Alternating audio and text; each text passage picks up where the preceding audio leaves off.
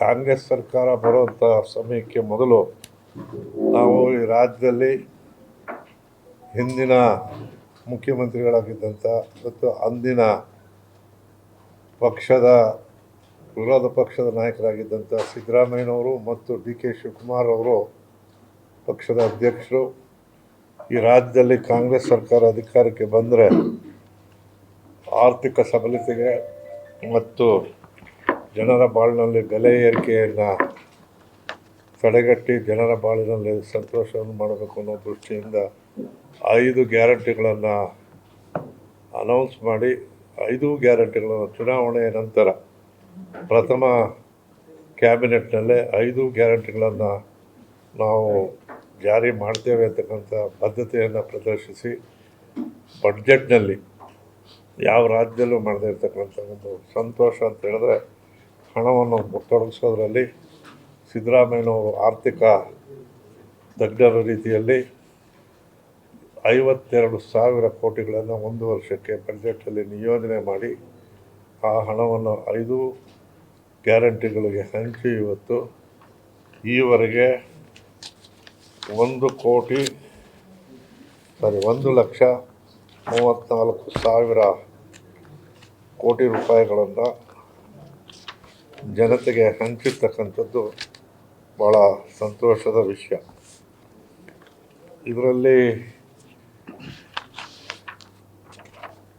1,38,000 ಕೋಟಿಗಳು ಈವರೆಗೂ ನೇರವಾಗಿ ಮಧ್ಯವರ್ತಿಗಳಿಲ್ಲದೆ DBT ಮೂಲಕ ಲಂಚವಿಲ್ಲದೆ ಫಲಾನುಭವಿಗಳಿಗೆ ತಲುಪಿಸಿರ್ತಕ್ಕಂಥದ್ದು.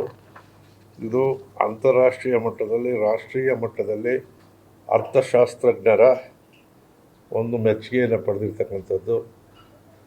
ಮತ್ತು ಮಹಿಳೆಯರ ಸಬಲೀಕರಣಕ್ಕಾಗಿ ಕೊಟ್ಟಂಥ ಈ ಕಾರ್ಯಕ್ರಮವಂತ ಏನು ಅರ್ಥಶಾಸ್ತ್ರಜ್ಞರ ಒಂದು ಅಭಿಪ್ರಾಯ ಮತ್ತು ಅನೇಕ ಸರ್ವೆಗಳಲ್ಲಿ ತಿಳಿದು ಬಂದಿದೆ. ಇದ್ರ ಜೊತೆಗೆ ಶಕ್ತಿ ಯೋಜನೆ ಗೋಲ್ಡನ್ ಬುಕ್ ಆಫ್ ರೆಕಾರ್ಡ್ಸಲ್ಲಿ ಇಡೀ ಪ್ರಪಂಚದಲ್ಲಿ ಹೆಚ್ಚು ಜನ ಈ ಕಾರ್ಯದಲ್ಲಿ ಓಡಾಡಿರ್ತಕ್ಕಂಥದ್ದು. ಇಲ್ಲಿವರೆಗೂ 760 ಕೋಟಿ ಟ್ರಿಪ್ಸ್ ಮಾಡಿದ್ದಾರೆ. 760 ಟ್ರಿಪ್ಸ್ ಮಹಿಳೆಯರು ಓಡಾಡಿರ್ತಕ್ಕಂಥದ್ದನ್ನು ಇವತ್ತೊಂದು ಅಂತಾರಾಷ್ಟ್ರೀಯ ರೆಕಾರ್ಡ್ ಆಗಿದೆ. ಜೊತೆಗೆ ಗೃಹಲಕ್ಷ್ಮಿ ಯೋಜನೆ ತರುವಂಥ ಸಂದರ್ಭದಲ್ಲಿ ಗೃಹಲಕ್ಷ್ಮಿ ಅತ್ತೆ ಕೊಡ್ತೀರಾ ಸೊಸೆ ಕೊಡ್ತೀರಾ ಅಂಥೇಳಿ ವಿವಾದನೂ ಕೂಡ ವಿರೋಧ ಪಕ್ಷದವ್ರು ಮಾಡಿದರು.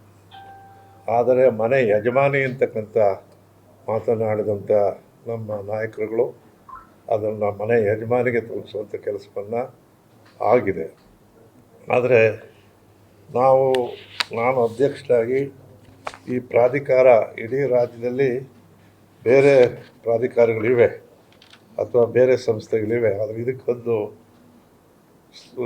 ಸರ್ಕಾರದ ಸ್ಥಾನಮಾನವನ್ನು ಕೊಟ್ಟು ಇದಕ್ಕೆ ಒಬ್ಬ ಅಧ್ಯಕ್ಷ ನನ್ನನ್ನು ಮತ್ತು 5 ಜನ ವೈಸ್ ಚೇರ್ಮನ್ನು ಮತ್ತು ಜಿಲ್ಲಾ ಅಧ್ಯಕ್ಷರು, ಜೊತೆಗೆ ಜಿಲ್ಲೆಯಲ್ಲಿ ತಂಡ, ತಾಲೂಕಿನಲ್ಲಿ ತಂಡ, ತನ್ಮೂಲಕ ಒಟ್ಟು ಇದರಲ್ಲಿ 4,000 ಚಿಲ್ಲರೆ ಜನ ತೊಡಗಿಸ್ಕೊಂಡಿರ್ತಕ್ಕಂಥದ್ದು.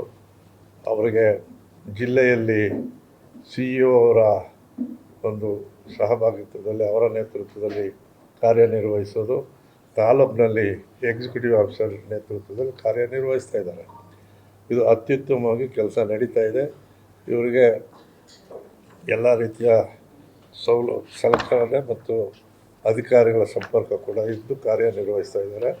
ಇದರಿಂದ ನಾನು ಕೂಡ ರಾಜ್ಯದ 31 ಜಿಲ್ಲೆಯಲ್ಲಿ 26 ಜಿಲ್ಲೆಗಳ ನೇರ ಪ್ರವಾಸವನ್ನು ಮಾಡಿ ಕಳೆದ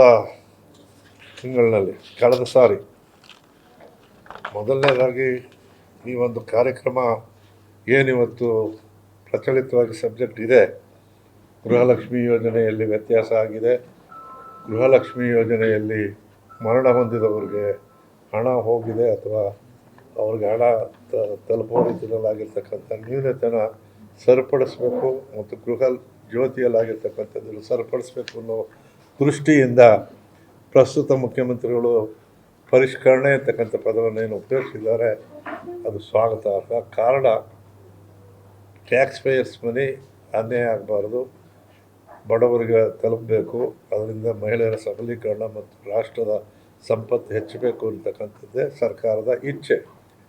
ಆ ದೃಷ್ಟಿಯಲ್ಲಿ ನಡೆದಂಥ ಮೊದಲನೇ ನಮ್ಮ ಗಮನಕ್ಕೆ ಬಂದಿದ್ದು ಇದು ಇವತ್ತಲ್ಲ,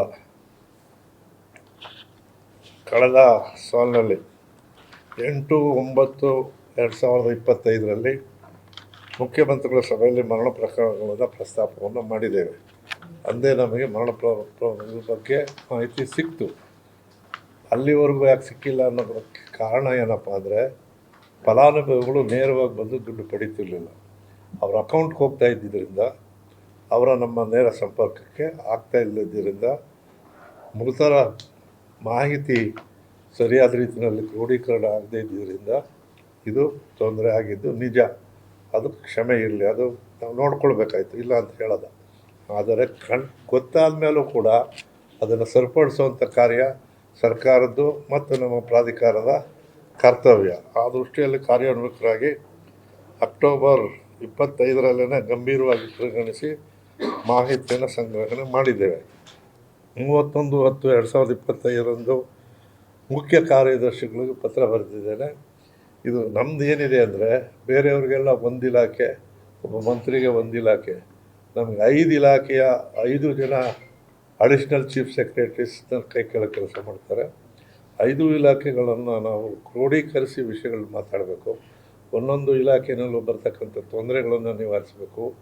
ಕಟ್ಟಕಡೆಯ ವ್ಯಕ್ತಿಗೆ ಈ ಕಾರ್ಯಕ್ರಮ ತಲುಪಬೇಕು ಅಂತಕ್ಕಂಥದ್ದೇ ನಮ್ಮ ಆಶಯ, ಅದೇ ಸರ್ಕಾರದ ಒಂದು ಚಿಂತನೆ. ಆ ದೃಷ್ಟಿಯಲ್ಲಿ ನಾವು ನೋಡಿದಾಗ ಮೊದಲನೇ ಸಭೆ ನಾವು ಮುಖ್ಯ ಕಾರ್ಯದರ್ಶಿಗಳ ಜೊತೆಯಲ್ಲಿ 5/12/25 ಮಾಡಿದ್ವಿ.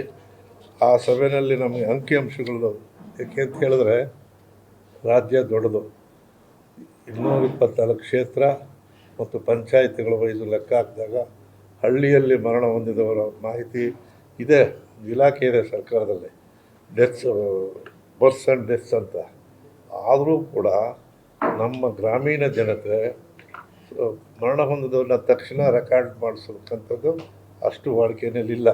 ಅದನ್ನು ನಾವು ಹೆಚ್ಚಿಗೆ ನಾನು ಹೇಳೋಕ್ಕೆ ಹೋಗಲ್ಲ. ಆದರೆ ಅವ್ರಿಗೇನಾದರೂ ಕೆಲಸ ಆಗಬೇಕಾದ್ರೆ, ಖಾತೆ ಆಗಬೇಕಾದ್ರೆ, ಅಥವಾ ಏನಾದರೂ ಸಾಲ ಪಡಿಬೇಕಾದ್ರೆ ಅಂದು ಆ ಕಾರ್ಯಕ್ಕೆ ತೊಡಗಿಸ್ಕೊಳ್ತಾರೆ. ಸತ್ಯದ ಮಾತು. ಆ ದೃಷ್ಟಿಯಲ್ಲಿ ಸರಿಯಾದ ಮಾಹಿತಿ ಸಿಗದೇ ಇದ್ದರಿಂದ ಮತ್ತೆ ಸಭೆ ಮಾಡ್ತೀವಿ. ಎರಡನೇ ಸಭೆನೂ ಕೂಡ 5/5/26 ಎರಡನೇ ಸಭೆ ಮಾಡ್ತೀವಿ. ಅಂದು ನಮಗೆ 5/5 ಸಭೆಯಲ್ಲಿ ನಡೆದಂಥ ಸೂಚನೆ ಕೂಡ ಕೊಡ್ತೇವೆ. ಇದು ಮುಖ್ಯವಾಗಿ ಮಹಿಳಾ ಮತ್ತು ಮಕ್ಕಳ ಕಲ್ಯಾಣ ಇಲಾಖೆಗೆ ಸೇರ್ತದೆ. ಅಲ್ಲಿ ಬಂದಂಥ ಮಾಹಿತಿಗಳು ಕೂಡ ಇಡೀ ರಾಜ್ಯದ ಸಿಗಬೇಕಾಗಿದ್ದರಿಂದ ನಮಗೆ ತೊಡಕಾಯಿತು ಅನ್ನೋದನ್ನು ಕೂಡ ಕೊಡ್ತೇನೆ. ತದನಂತರ ಇವತ್ತಿನ ಪರಿಸ್ಥಿತಿಯನ್ನು ನೋಡಿದಾಗ, ಈಗಿನ ಪ್ರಸ್ತುತ ಮುಖ್ಯಮಂತ್ರಿಗಳು ನಮ್ಮನ್ನು ಕರೆದು ಈಗ ಒಟ್ಟು ಎಷ್ಟು ಮರಣ ಹೊಂದಿರೋರಿದ್ದಾರೆ ಅವ್ರಿಗೆ ನೇರವಾಗಿ ಅದರಲ್ಲಿ 3 ರೀತಿ ಇದೆ. ಮರಣ ಹೊಂದಿದವರು ನಿಮ್ಮದು ಆಮೇಲೆ ಮರಣ ಹೊಂದಿದವರಲ್ಲಿ ರಾಜ್ಯದ ಮಾಹಿತಿ ಮತ್ತು ಜಿಲ್ಲೆಯ ಮಾಹಿತಿಯನ್ನು ತರಿಸ್ಕೊಳ್ಬೇಕಾದಂಥ ಪರಿಸ್ಥಿತಿ ಬಂದಂಥ ಸಂದರ್ಭದಲ್ಲಿ ನಾವು ಸಭೆಗಳನ್ನು ಮಾಡಿ, ಜಿಲ್ಲಾ ಸಭೆಯಲ್ಲಿ ಮತ್ತು ರಾಜ್ಯ ಸಭೆಯಲ್ಲಿ ಮಾಡಿದಂಥ, ತಾಲೂಕು ಸಭೆಗಳಲ್ಲಿ ಮಾಡಿದಂಥ ಸಂದರ್ಭದಲ್ಲಿ ಒಟ್ಟು ಟೋಟಲ್ ಡೆತ್ಸು 1,44,056 ಜನ ಈ ಒಂದು ಫ್ಯಾಮಿಲಿಯ ಮುಖ್ಯಸ್ಥೆ, ಹೆಡ್ ಆಫ್ ದಿ ಫ್ಯಾಮಿಲಿ ಪಡಿತಾ ಇದ್ದವ್ರು ತೀರ್ಕೊಂಡಿದ್ದಾರೆ. ಅದರಲ್ಲಿ ನಾವು ನವೆಂಬರ್ ತಿಂಗಳಲ್ಲೇ ನಾವು ಕಂಡುಹಿಡಿದ್ವಿ. ಕಂಡುಹಿಡ್ದಾದ್ಮೇಲೆ ಅದರಲ್ಲಿ ಮೊದಲೇ ಹೋಗ್ತಾಯಿತ್ತು, ಅದನ್ನು ನಿಲ್ಲಿಸಿದ್ದೇವೆ. ಈಗಲೂ ವಿರೋಧ ಪಕ್ಷದವ್ರು ಮಾತಾಡ್ತಾರೆ, ಈಗಲೂ ಹೋಗ್ತಾ ಇದೆ ದುಡ್ಡು ಅನ್ನೋದು ಅದು ಸತ್ಯಕ್ಕೆ ದೂರವಾದ ವಿಷಯ. ಅವ್ರಿಗೆ ನಿಲ್ಲಿಸಿದ್ದೇವೆ. ಆದರೆ ಆ ಕಟ್ ಆಫ್ ಡೇಟ್ಗಿಂತ ಮೊದಲು ನಮಗೆ ಮಾಹಿತಿ ಇಲ್ಲದೇ ಹೋಗಿರುವಂಥ ಹಣನೂ ಕೂಡ ಇದೆ. ಅದನ್ನು ವಾಪಸ್ ತರಬೇಕು ಅನ್ನೋ ದೃಷ್ಟಿಯಿಂದ ಮತ್ತೆ ಮುಖ್ಯಮಂತ್ರಿ ಇವರು ಚೀಫ್ ಸೆಕ್ರೆಟರಿ ಅವರು, ಹೆಡ್ ಆಫ್ ದಿ ಗೌರ್ನಮೆಂಟ್, ಸರ್ಕಾರದಲ್ಲಿ ಮಂತ್ರಿಮಂಡಲ ಒಂದು ಕಡೆ ಆದರೆ ಅಧಿಕಾರಿಗಳಲ್ಲಿ ಹೆಡ್ಡು, ಮಂತ್ರಿಮಂಡಲಕ್ಕೆ ಚೀಫ್ ಮಿನಿಸ್ಟರ್ ಹೆಡ್ ಆದರೆ ಆಡಳಿತಕ್ಕೆ ಚೀಫ್ ಸೆಕ್ರೆಟರಿ, ಅವ್ರ ಮುಖೇನ ನಾವು ಸಭೆಯನ್ನು ಮಾಡಿ ಬ್ಯಾಂಕರ್ಸ್ನ ಕರೆಸಿ ಬ್ಯಾಂಕರ್ಸ್ ಮೂಲಕ ನಾವು ಮಾಹಿತಿಯನ್ನು ಪಡೆಯಲು ಪ್ರಯತ್ನ ಮಾಡಿದಾಗ ಬ್ಯಾಂಕ್ಗಳ ಪರಿಸ್ಥಿತಿ ಏನಿದೆ ಅಂದರೆ ಕೆಲವು ಬ್ಯಾಂಕ್ಗಳು ಹೆಡ್ ಆಫ್ ಬ್ರಾಂಚ್ನಲ್ಲಿ ಮಾಹಿತಿಯನ್ನು ಕೊಡೋಕ್ಕೆ ಕಷ್ಟ ಆಗುತ್ತೆ, ನಾವು ಹೆಡ್ ಆಫೀಸಿಗೆ ಬರಬೇಕು ಅಂತೇಳಿ. ಉದಾಹರಣೆಗೆ ಅಥಣಿನಲ್ಲಿ ಮಹಾರಾಷ್ಟ್ರದ ಬ್ರಾಂಚ್ಗಳು ಅಲ್ಲಿವೆ, ಬಾರ್ಡ್ರದು. ಈ ಕಡೆ ಬಳ್ಳಾರಿನಲ್ಲಿ ಈ ಆಂಧ್ರ ಪ್ರದೇಶದ ಬ್ರಾಂಚ್ಗಳು ಇಲ್ಲಿವೆ. ಈ ಕಡೆ ಇದರಲ್ಲಿ ತಮಿಳುನಾಡಿನ ಬ್ರಾಂಚ್ಗಳಿವೆ. ಆ ಬ್ರಾಂಚ್ಗಳಿಗೆ ಹಣ ಹೋಗಿರೋದು ವಾಪಸ್ ಪಡೆಯಲು ಹೆಡ್ ಆಫೀಸಿಗೆ ಬರಬೇಕು ಅಂತ ಅದು ಕೂಡ ಮಾಡಿದ್ದಾರೆ. ಇವತ್ತು ಇದರಲ್ಲಿ 2 ವಿಷಯಗಳು, ಏರ್ಟೆಲ್ ಬ್ಯಾಂಕ್ ಮತ್ತು payment bank. Airtel payment bank ಈ ರೀತಿಯ ಬ್ಯಾಂಕ್ಗಳಿವೆ. ಆ ಏರ್ಟೆಲ್ ಬ್ಯಾಂಕ್ ಏನಾಗುತ್ತೆ, ಅವ್ರ ಮನೆಯವ್ರಿಗೆ ಗೊತ್ತಾದ ತಕ್ಷಣ ಬ್ಯಾಂಕ್ಗೆ ಹೋಗದೆ ಅವ್ರಿಗೆ ಹೋಗಿರೋದ್ರಿಂದ ಆ ಹಣ ಮನೆಯವರು ಡ್ರಾನು ಮಾಡಿದ್ದಾರೆ. ಇದು ತೊಂದರೆನೂ ಆಗಿದೆ. ಇಷ್ಟೆಲ್ಲ ಆಗಿರೋ ಗೊಂದಲವನ್ನು ಸರಿಪಡಿಸಬೇಕು ಅಂತಲೇ ಪ್ರಸ್ತುತ ಮುಖ್ಯಮಂತ್ರಿಗಳು ಪರಿಷ್ಕರಣೆ ಮಾತಾಡಿದ್ದಾರೆ. ಅದನ್ನು ವಿರೋಧ ಪಕ್ಷದವರು ಈ ಕಾರ್ಯ ನಿಲ್ಲಿಸ್ತಾರೆ, ಗ್ಯಾರಂಟಿ ನಿಲ್ಲಿಸ್ತಾರೆ ಅಂತ ಹೇಳ್ತಕ್ಕಂಥದ್ದು ಸತ್ಯಕ್ಕೆ ದೂರವಾದದ್ದು. ಖಂಡಿತ ನಿಲ್ಲಿಸೋದಿಲ್ಲ. ನ್ಯೂಸ್ ಫಸ್ಟ್ ನಿರ್ಭೀತಿಯಿಂದ ನಿಮ್ಮ ಪರವಾಗಿ.